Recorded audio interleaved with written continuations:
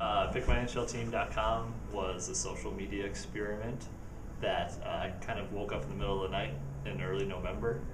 I was watching the Minnesota Timberwolves play, and the baseball season had just got done. I'm a big Twins fan, and I decided I wanted to. I couldn't stand the NBA, and I wanted to get into hockey, but I didn't really know where to start.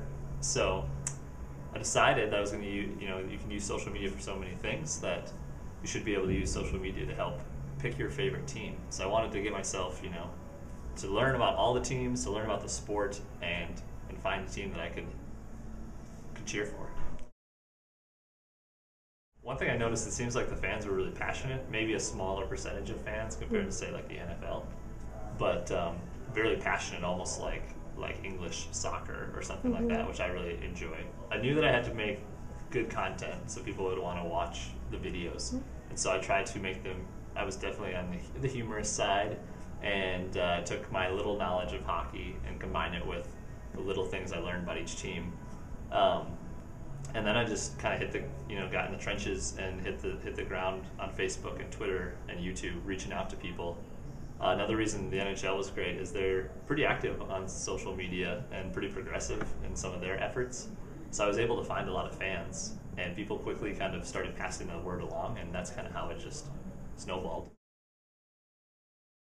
We had maybe true hockey fans, or what they claimed to be, that thought it was a silly idea. You have to, you can't just let people pick your team. It's not, you don't understand the sport. Kind of the traditionalist, and then a lot of people who just really love the idea, and they love having the chance to, on their one day, their team's day, they could talk about why they love their team so much. So in the end, the community that ended up with was definitely with the winning team, with the Anaheim Ducks. Is probably where the lasting community lives. But for a while, there was definitely a camaraderie of just hockey fans who each wanted to kind of stand up and say why their team was the best. I went to Anaheim for 4 days, and we had a Ducks tweet up at a home game in Anaheim with about 40 people showed up, and we had a group gathering. We took a tour of the arena, watched the game. They won, and celebrated a little bit. So at the beginning, if you told me what, I probably would jokingly say I knew the most about the Ducks because, of course, the Disney movies, The Mighty Ducks, that we all grew to like, filmed in Minneapolis. And I was surprised though, because you don't peg Southern California as a hockey town, and I think it still maybe isn't. But they had a community of a lot of people came out to support their team on Pick My NHL Team for the Ducks, but there was definitely a handful, 5 to 10, that were very into it, kept pushing on my message, even when Ducks Day was done, because they were the first day. We went in alphabetical order. They still kept telling people about it. Well, I've added a few some of the writers who blogged for this site. I added them to my RSS reader, so I can kind of read their blogs.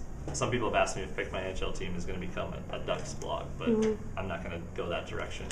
But I do plan on following them as much as you can from South Dakota. You don't find them on TV or anything. I'm a big sports fan, like Twins especially. And I'm very much you have to be with your team through thick and thin. Even the bad times, you can't just be a bandwagon fan. So I think the only reason this worked is because I didn't have any prior allegiance.